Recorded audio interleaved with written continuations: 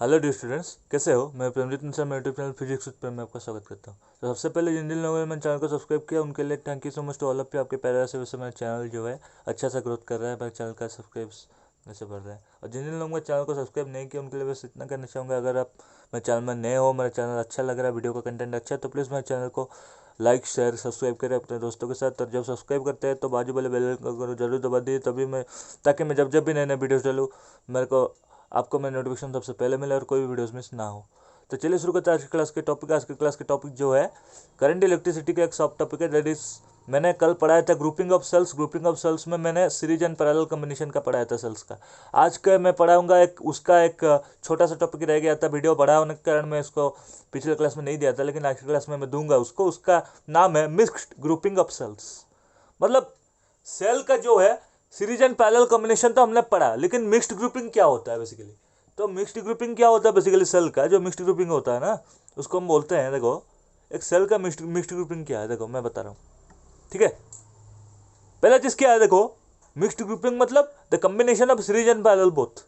इसमें क्या होता है, देखो इसमें यह होता है कि देखो मैं पढ़ता हूँ, mixed grouping of cells consist of a number of cells, ठीक है, connected in series with each other in one row and the number of each rows are connected in parallel with each other. इसका मतलब क्या है, देखो ये जो sales है या ईएमएफ है, ये क्या है ना, एक एक आपस में एक दूसरे को, ठीक है, आपस में एक दूसरे के जो सेल है, एन नंबर ऑफ सेल्स जो है एक आपस में एक दूसरे को सीरीज में कनेक्टेड है, ठीक है। ये सेल्स जो है एन नंबर ऑफ सेल्स ये सीरीज में कनेक्टेड है, ठीक है। और कुछ एम नंबर ऑफ रोज है, ठीक है, कुछ ऐसे करके एम नंबर ऑफ रोज है, और एम नंबर ऑफ रो जो है वो क्या है, पैरेलल कनेक्टेड है, ठीक है। आप ये जो देख रहे हो ये एक रो रहा है, ठीक है, ये एक रो रहा है, ये पहला row, let us consider it is ये पहला रो, ठीक है। ये पहला रो में क्या है, एन नंबर ऑफ सेल्स है, एन नंबर ऑफ बैटरीज है, एन नंबर ऑफ सेल्स है, कुछ भी बोलो, ठीक है, एन नंबर ऑफ सेल्स है हैविंग ईएमएफ ई, ईच हैविंग ईएमएफ ई। इसमें भी एन नंबर ऑफ सेल्स है each having EMF E, and इसमें भी एन नंबर सेल्स है ईच हैविंग ईएमएफ ऑफ ई। और इसमें क्या होता है, देखो ये तीन रो तो मैंने दिखाने के लिए लिया। इसमें क्या है ना, ये तीन रो आपको दिख रहा है, लेकिन एम नंबर ऑफ रोज है, समझ गए। तो ये क्या होता है, ईच रो में जो है एन नंबर ऑफ सेल्स होता है जो सीरीज में कनेक्टेड होता है, और एम नंबर ऑफ रोज है, इतना है। एम नंबर ऑफ रोज जो है वो पैरेलल कनेक्टेड है एक दूसरे को, एम नंबर ऑफ रोज जो है, ठीक है, समझ गए। तो मिक्स ग्रुपिंग कुल कुल यही होता है। तो मैं उसका नोटेशन पढ़ देता हूं, क्या है, देखो ये डायग्राम है, सर्किट डायग्राम है, ठीक है। नोटेशन में पढ़ देता हूं, देखो क्या है, let n be the number of cell in one row. N जो है ये नंबर ऑफ सेल्स है, n number of cells connect है, वन रो मतलब ईच रो कहना चाहिए, लेकिन वन रो मैंने रखा, कोई दिक्कत नहीं, बस समझाने के लिए ये कंसेप्ट को, ईच रो है एक्चुअली, ठीक है। And m such rows are connected parallel to each other, ऐसे करके एम रोज है। मैं बताया ना ये जो कंसेप्ट है इसका इसके साथ ही मैच है, ठीक है। तो M such rows are connected parallel to each other, M such row जो है parallel to each other connected है। इस केस में मैंने देखा है ऐसे ऐसे रो करके, ये एक रो दो रो ऐसे करके एम एम नंबर ऑफ रो जो है मैंने इधर लिखा है, ठीक है। ये सब पैरेलल कनेक्टेड है एक दूसरे को, ठीक है। If E is the EMF by cell, ये जो सेल है, ये जो सेल है, ये जो सेल है, ये जो सेल है, ये सबका सेल का अगर ई है ईएमएफ, तो ईच रो में कितना ईएमएफ है, एन नंबर पीएमएफ है। तो एन नंबर पीएमएफ को ऐड करना जितना है, इसको इसके साथ एन मल्टीप्लाई कर देना उतना है, ठीक है। तो क्या होगा, the total EMF of cell will be n E, the total EMF of the combination will be n E, okay. पहला चीज। दूसरा चीज क्या है, टोटल ईएमएफ अभी निकल गया, अभी हमको क्या चाहिए, बस टोटल रेजिस्टेंस ही चाहिए, ठीक है। अभी मैं क्या करूंगा, देखो if r is the internal resistance of इस सेल, देखो इसमें मैंने क्या किया ना, इंटरनल रेजिस्टेंस लगा दिया, m number of internal resistance, ठीक है, n number of internal resistance है, जितना नंबर ऑफ सेल्स है उतना नंबर ऑफ इंटरनल रेजिस्टेंस है, n number of internal resistance है, ओके। तो एन आर हो गया, स्मॉल आर है इंटरनल रेजिस्टेंस को मैं स्मॉल आर दे दिया, ठीक है। तो if r is the internal resistance of each cell, the resistance of one row will be N R, N number of such cells है, ठीक है। तो एन आर हो गया रेजिस्टेंस। अभी total internal resistance R prime of the combination is given by, क्या होता है देखो, टोटल इंटरनल रेजिस्टेंस, देखो ये जो एनआर है, ये जो एनआर है, ये जो एनआर है, कैसा कॉम्बिनेशन है? पैरेलल कॉम्बिनेशन है ना, दिख रहा है ना पैरेलल कॉम्बिनेशन है। इसको अगर ऐसे जोड़ दोगे तो पैरेलल कॉम्बिनेशन होगा। तो पैरेलल कॉम्बिनेशन होगा तो total resistance of total internal resistance of cell that is R prime क्या होगा? टोटल इंटरनल रेजिस्टेंस करते हैं, देखते हैं क्या होता है।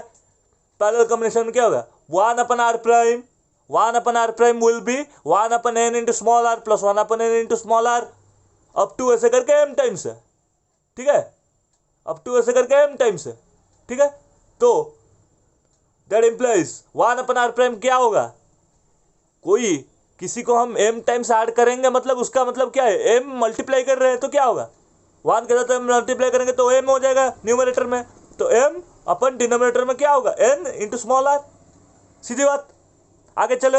अभी 1/r प्राइम है तो r प्राइम को निकालेंगे तो क्या होगा? r प्राइम विल बी, इसका उल्टा हो जाएगा, nr/m, ठीक है। That will be the expression for total internal resistance of the cell in total internal resistance of the cell of the combination. Okay, ये टोटल इंटरनल रेजिस्टेंस का expression है, ये फाइनल एक्सप्रेशन नहीं है, बस टोटल इंटरनल रेजिस्टेंस का expression है ये। अभी total resistance of the circuit क्या होगा? Total resistance of the circuit क्या होगा? टोटल इंटरनल रेजिस्टेंस प्लस ये जो है एक्सटर्नल रेजिस्टेंस। देखो ये जो टर्मिनल ए और बी के मैं जो करंट पास कर रहा हूं इसमें internal resistance, sorry external resistance ये आर है, ठीक है। अभी हमको आपको और एक चीज भी पता है, मैं बता देता हूं, छोटा सा चीज इसमें। ये क्या है? इसमें देखो कि करंट जो है पॉजिटिव टर्मिनल से आके नेगेटिव टर्मिनल को जाता है।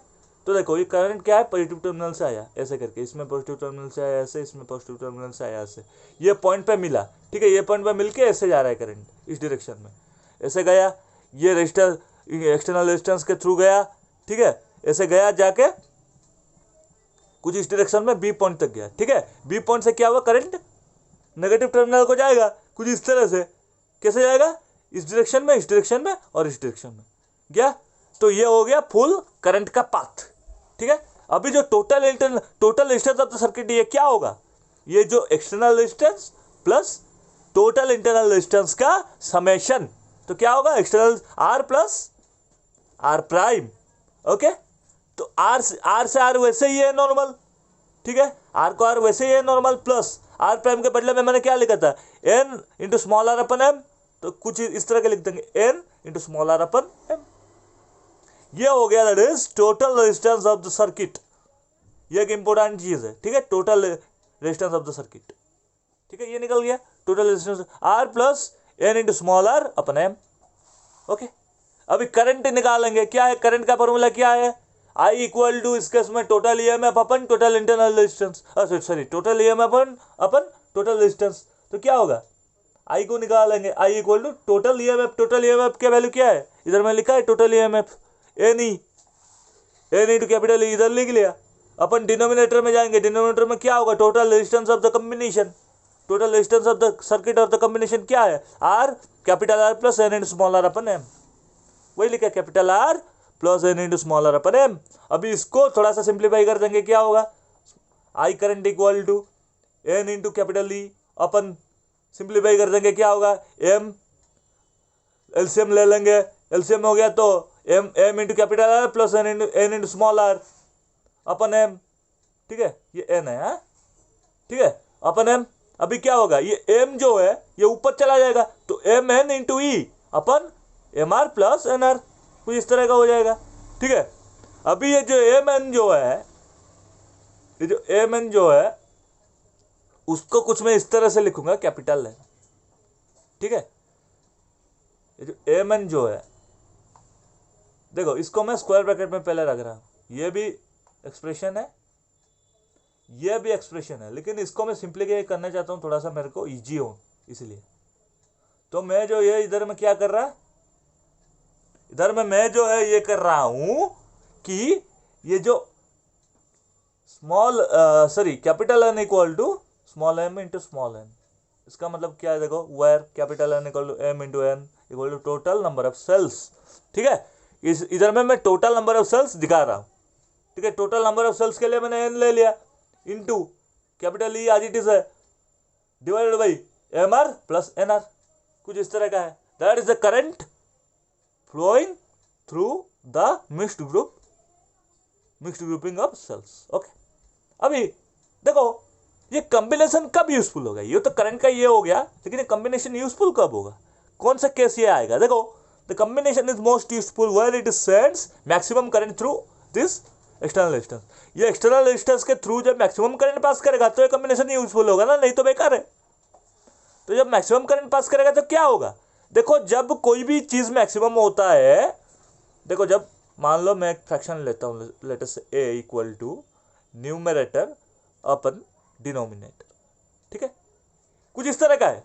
रैशनल नंबर कुछ इस तरह का है, न्यूमरेटर अपन डिनोमिनेटर। देखो, कोई भी चीज मैक्सिमम कब होगा? जब डिनोमिनेटर मिनिमम होगा। इस केस में क्या है? ए विल बी क्या बोलते हैं, मतलब इनवर्सली प्रोपोर्शनल टू डिनोमिनेटर। अगर ए को मेरे को मैक्सिमम चाहिए तो डिनोमिनेटर मिनिमम होगा। तो कुछ इस तरह का combination is most useful when it sends maximum current through R if current is maximum. अगर करंट इज मैक्सिमम जब होगा, क्या होगा? If denominator M R plus N R will be minimum, ठीक है, M R plus N R minimum होगा, तब जाकर करंट मैक्सिमम होगा। तो मैं क्या करूंगा, ये M R plus N R को कुछ इस तरह से लिखूंगा, तब मेरा जो है मेरे को मिनिमम वैल्यू मिल जाए। मेरे को मिनिमम वैल्यू चाहिए। मिनिमम वैल्यू क्या ऐसा हो जब मेरे को जो है करंट मैक्सिमम मिले, ठीक है। तो क्या होगा, ये अगर मिनिमम वैल्यू होगा कुछ M R plus N R को कुछ इस तरह का लिखें। देखो, M R plus N R को कुछ इस तरह से लिखें, क्या होगा? एम आर का रूट ओवर का स्क्वायर प्लस एन आर का रूट ओवर का इस तरह का लिख सकते ना। तो एम आर का रूट ओवर का स्क्वायर तो एम आर होगा और एन आर का रूट ओवर स्क्वायर का तो एन आर होगा। ये नॉर्मल कुछ इस तरह से हम लिख सकते हैं। फॉर्म दिखा रहा हूं बस, ठीक है, इस तरह से लिख लिया। अभी मैं क्या किया, देखो ये आज इट इज है, ये आज इट इज है। मैं क्या किया, -2 इसका रूट ओवर इंटू इसका रूट ओवर, ठीक है, +2 इंटू इसका रूट ओवर दोनों का।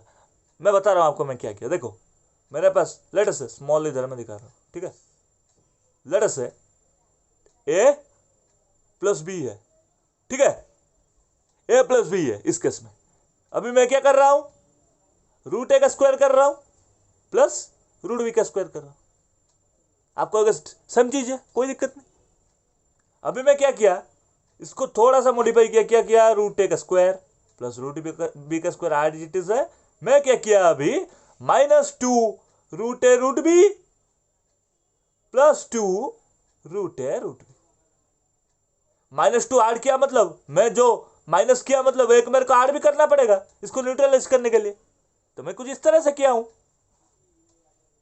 ये तो root a as it is है, मतलब कहने के लिए रूट एम आर का square plus root N R का square -2 into root over M R into N R +2 into root over M R into N R, ठीक है। अभी देखो आपको कुछ इस तरह का मिल रहा है।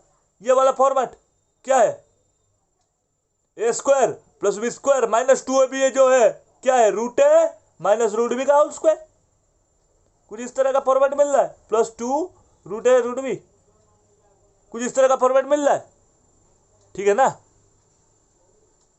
ये जो है कुछ इस तरह का फॉर्मेट मिल रहा है ना, A square minus B square plus B square -2ab जो है। तो M R square root over M R का square plus root over N R square -2 M R into root over M R into N R, ये जो है तो क्या है, ए माइनस बी का होल स्क्वायर कुछ इस तरह का है। तो क्या है, ए के बदले में root over of M R minus B के बदले में root over of N R का होल स्क्वायर और plus R it is 2 whole into M N into R R, कुछ इस तरह का, ठीक है। इतना तक समझे।